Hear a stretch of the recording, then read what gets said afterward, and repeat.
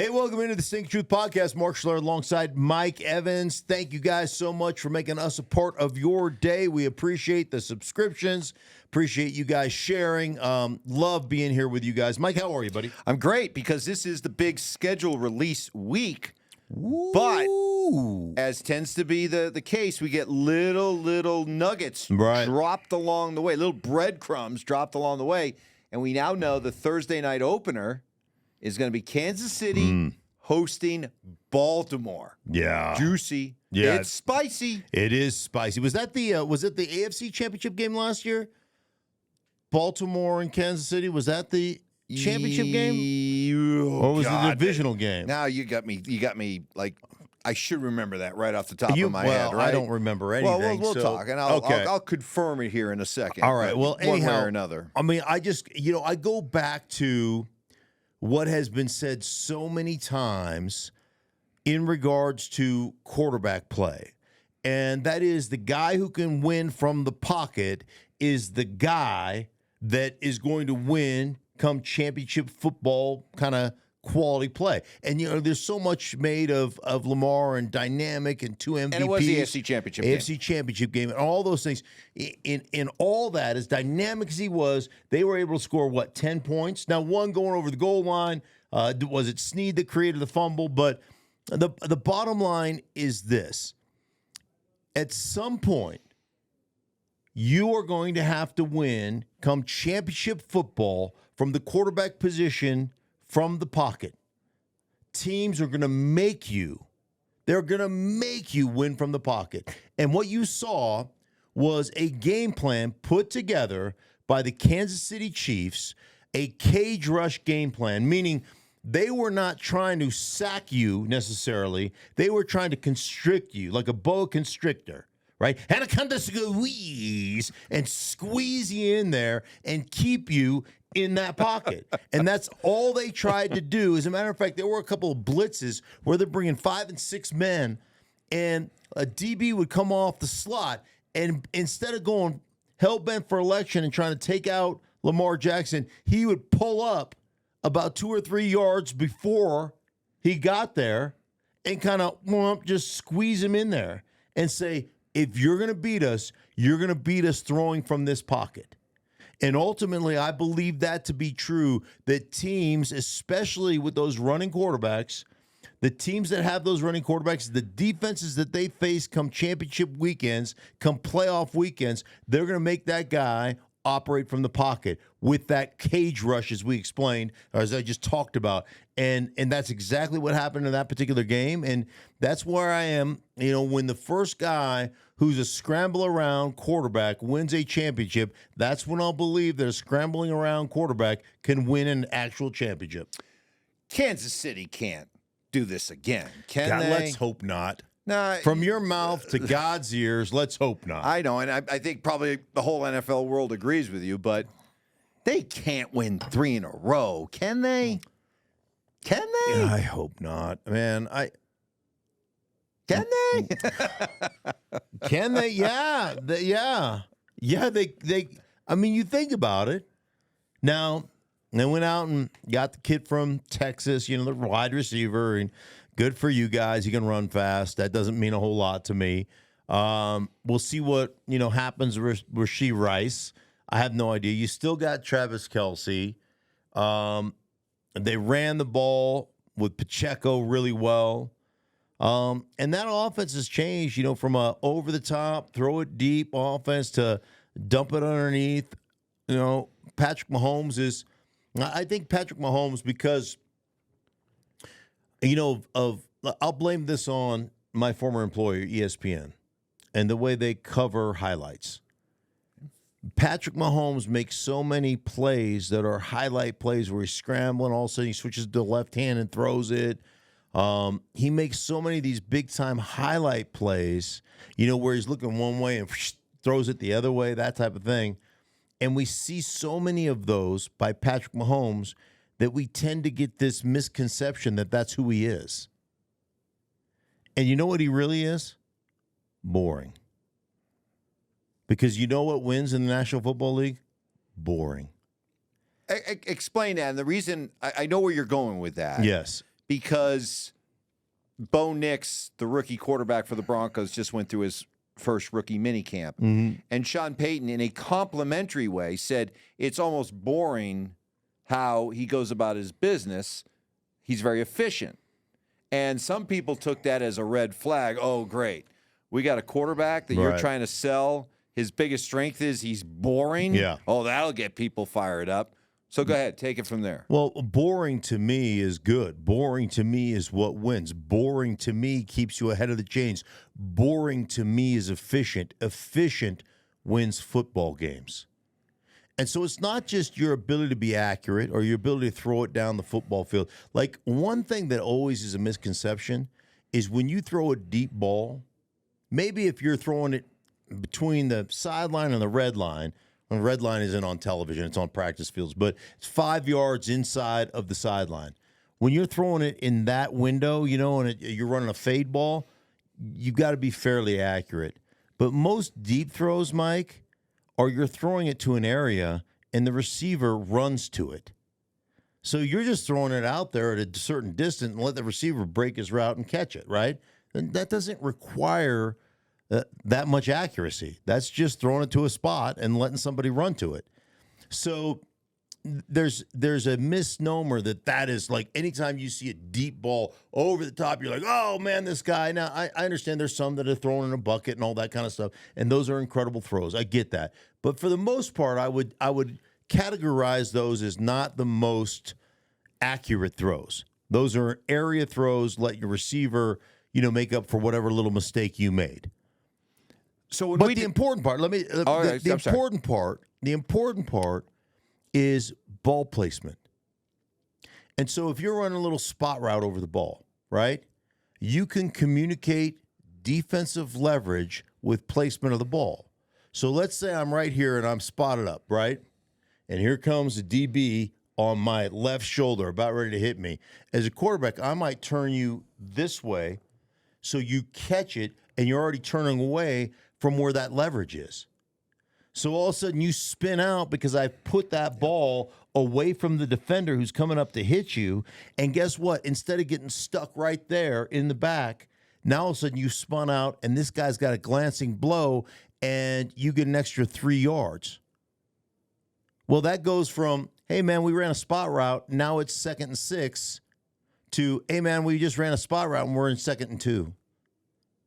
And what a difference that makes as an offense. And that's a little thing. Maybe it's the flat route, right? And instead of putting it on his back shoulder and here comes the DB, he stops him, you put it out in front, man, he turns the corner and he gets an extra 2 yards. Right. Like, those are the things that matter. Those are the things that are boring, that make a difference in being, in a manageable situation or in a situation where all of a sudden you're 2nd and 7 plus. And now you've eliminated, as an offense, some of the things you can run. There's very few teams that go, hey, we feel really comfortable at 2nd down and 8, for instance, with our inside zone stuff. So now we got to get into nickel runs. And now you're tipping your hand, or we're going to throw, we're going to do some drop back, 5-step drop out of this. So you start tipping your hand and you start playing into the defense and letting the defense dictate to you. That's why boring is important. So I guess maybe I need an answer then. What do people think of when they think of an exciting quarterback? What comes to mind? Well, see, to me, exciting quarterbacks most of the time lose games, but it's fun to watch. Right? They find a way. I mean, they make some big plays and the games are tight, but at the end of the day, what does it come down to? Throw a pick in the red zone late. But you've made it exciting, right? You've thrown it into a bunch of team meetings and you've, hey, man, super strong arm, threw it in between 3 defenders and boom, game over type of thing. But I think if you look at boring, who's boring? Peyton Manning, Tom Brady. Why are they boring? Because they're efficient. The thing that, and I'll never forget this statement. When I asked Byron Leftwich, who was the offensive coordinator under Bruce Arians in Tampa, when the Tampa Bay Buccaneers won a world championship, and it was the following season, and I said, what is it about Tom Brady that makes him so good? And he said this. He goes, if the first read in the progression is a 4-yard flat and it's open, Tom Brady takes it 100 out of 100 times. He never looks for something more flashy. It's the old adage of you never go broke making a profit. And that's boring. And a lot of guys get to the point, a lot of quarterbacks get to the point where, like, that's not, I don't want to be a game manager. You better be a game manager. It's your job as a quarterback. They get into, I don't want to just keep throwing that same ball.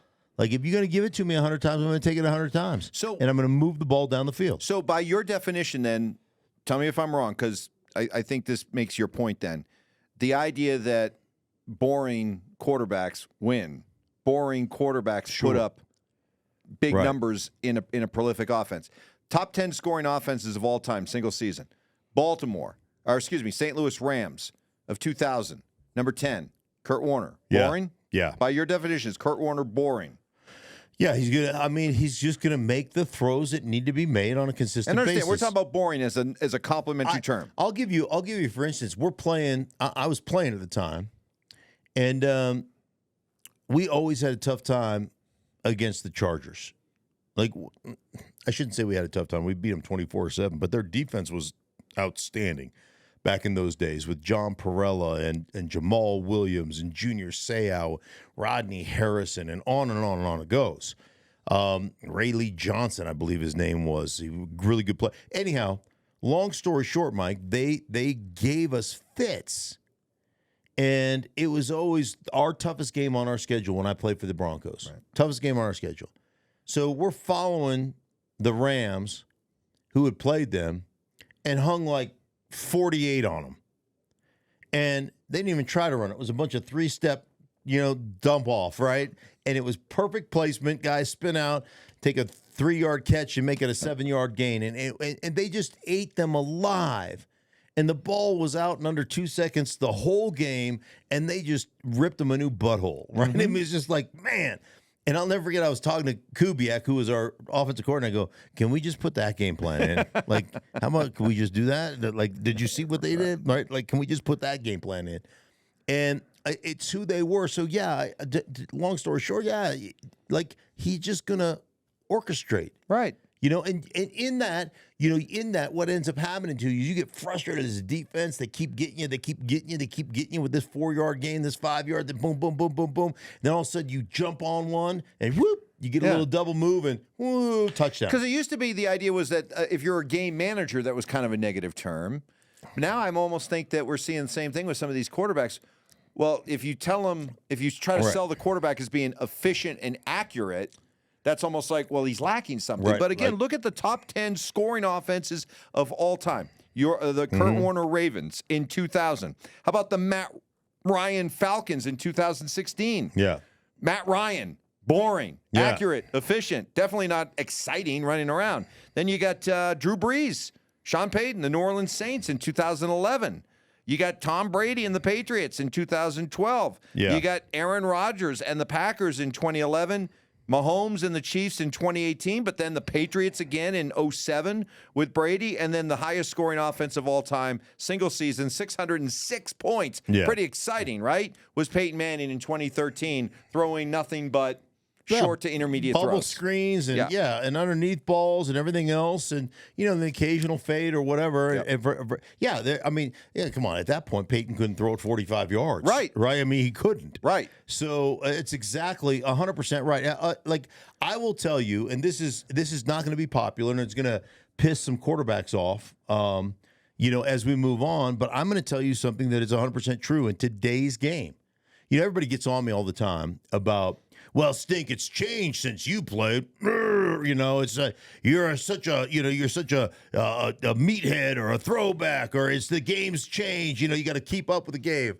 Yada yada yada. I get it. I got to keep up with the game. I'm keeping up with the game. Now there is one. I told you this in last week's podcast. 3 things that are always true, right? 3 things that always tell the truth. What were they? They were small children, physicality, always tells the truth, and yoga pants. Those are the 3 things that always tell the truth. Well, let me tell you the way the game has changed. Sacks are no longer an offensive line statistic. Sacks are a quarterback statistic. Ooh, really? Sacks are 100% a QB statistic. In today's game, you want to play the today's game bullshit that you play with me all the time on the internet, okay? Today's game, sacks are a quarterback-driven statistic. And I know all you're going to get up and go, well, the offensive line sucks. No, your quarterback sucks and your play caller sucks. So think about it, Mike. Think about the way the game is. In my time, we ran a ton of 7-step drops. And it wasn't always a 7-step drop with a tight end and a fullback or a tailback in the protection. It wasn't 7 and 8-man protections. You know, most of the time it was 6-man protections, 4 guys, 4 eligibles out. But we ran a lot of 7-step drops. 7-step drops are no longer run in this league except if you're running play pass. Meaning you're going to drop back 7 steps, big 7 steps. You're going to keep 7 guys in protection. You have 2 tights in, maybe a running back as well. You know, you're going to have 7, 8-man protection. You're going to run a post on one side with an over on the other side. I mean, that's the bottom line, and that's what's going on in 7-step drops now. The whole game is the quick game. Whole game is getting the ball out. Fastest quarterback with the ball out of his hands this year. You know who it was? No. Tua. At 2.36, I could see that. 2.36 seconds per throw attempt. Okay. You know who was the second least sacked quarterback in football last year? Tua. Okay. Ball out of your hands. When the ball is out of your hands quickly, that's today's game, right? We're talking keep up with the game. That's today's game. So if you're going to get the ball out that quickly, guess what? It becomes incumbent upon the quarterback to get the ball out of his hands. If you're going to run a bunch of 3-step drops, which are up kick drops, go attack the line of scrimmage, that means the ball has to come out. If you pull it and hold it, guess what? That sack is on you as a quarterback. So I'll tell you, just based on who's playing quarterback, Mike Tomlin is going to have his first losing season this year, based on the 2 guys that play quarterback for him. You know who is number 1 in the league as far as time spent holding the football from snap to throw? I'm going to assume it was either Russell Wilson or Justin Fields. Justin Fields was number 1. You know who was number 2? I'm going to assume it's Russell Wilson. It was Russell Wilson. Justin Fields at 3.23 seconds from snap to throw. Russell Wilson at 3.03 seconds. You know who got sacked? 40. Like there was the sack totals. Okay, right now, Sam Howell had 65 sacks on the season, 17 games. Bryce Young had 62 sacks in 16 games. Zach Wilson, 46 sacks in 12 games. Okay, so you know who the next 2 were? Russell Wilson, 45 sacks in 15 games, and 44 sacks by Justin Fields in 13 games. So you're holding the ball and you're taking sacks. So let me just give you, for instance, this is one of the things we used to talk about when I played. And this came from George Dyer, who was our defensive line coach at the time. You beat a guy clean on a line of scrimmage. So you and I'm the guard, you're defensive tackle. You're going to pass rush against me. You beat me clean, meaning I don't even touch you. Like you just boom around, right? On a 5-step drop, you know how long it takes you to get to the quarterback? You beat me on the line of scrimmage with a quick swim. How long is it going to take you from snap to quarterback? Probably good 2.5, 3 seconds. 1.7 seconds. If you beat me clean, if I don't get a hand on you, essentially. Clean, like completely clean. If I don't touch you, redirect you, anything, 1.7 seconds. Tua threw the ball on average of 2.3 seconds. So if I get a hand on you, you know what that means? That ball's gone. It's gone. If I inhibit you at all, the ball's out. It is gone. So the quarterbacks, that sack, the sack totals are a quarterback-driven statistic. But how much? No shocker. Mark is a defending offensive lineman here. So then what's the responsibility of the offensive line? If a quarterback is getting sacked, I don't know, random number, 35 times during the course of a season, how many of those sacks are on the quarterback and how many are on the offensive line? Because you just mentioned Sam Hartman had, 65 sacks? Sam Howell, excuse me. Yeah.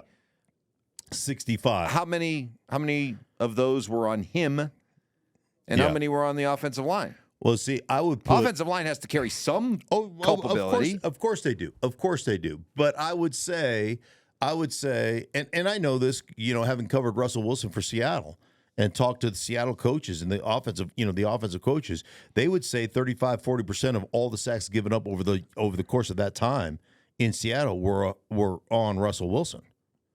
So, like some of it's play calling. Like in Washington last year with Sam Howell, I would say a lot of it's play calling.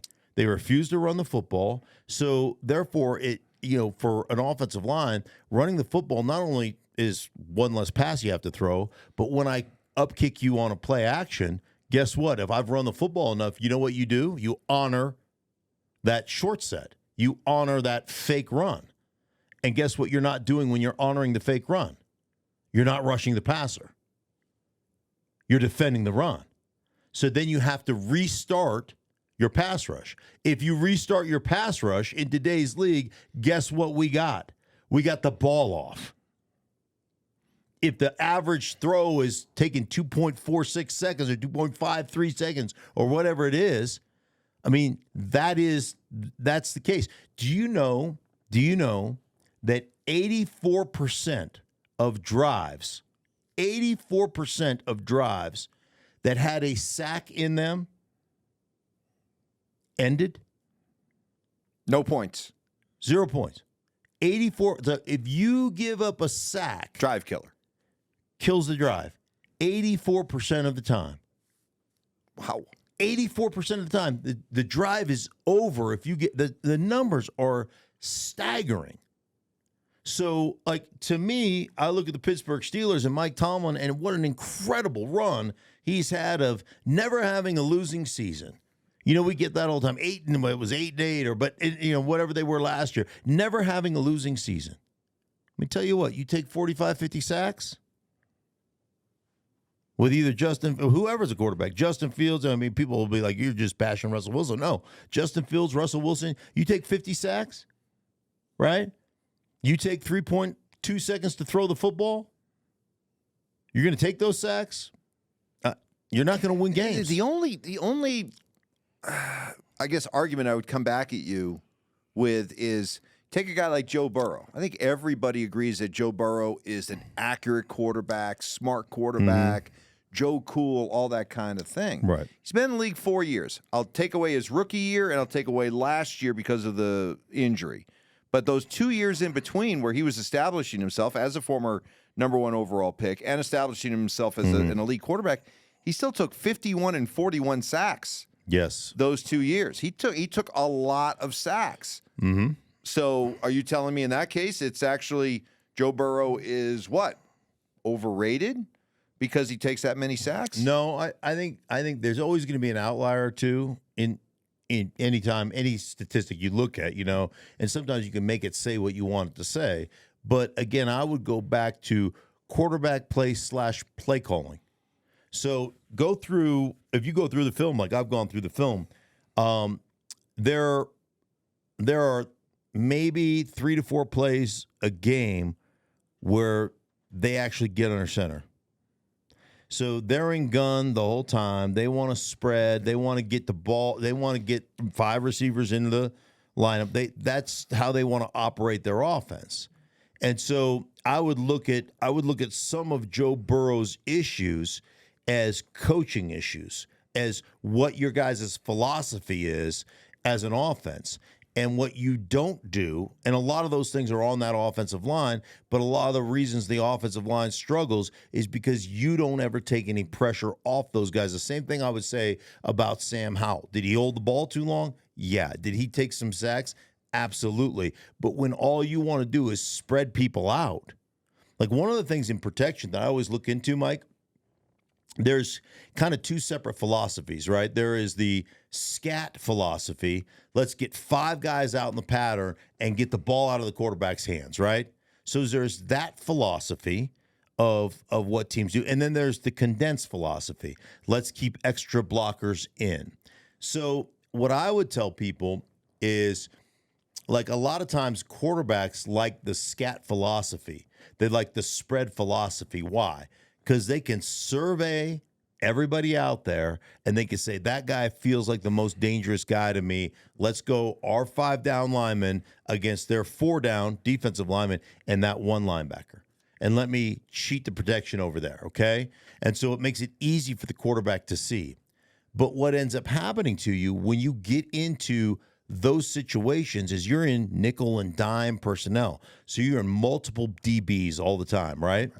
Those guys run fast, really fast, and they're elusive.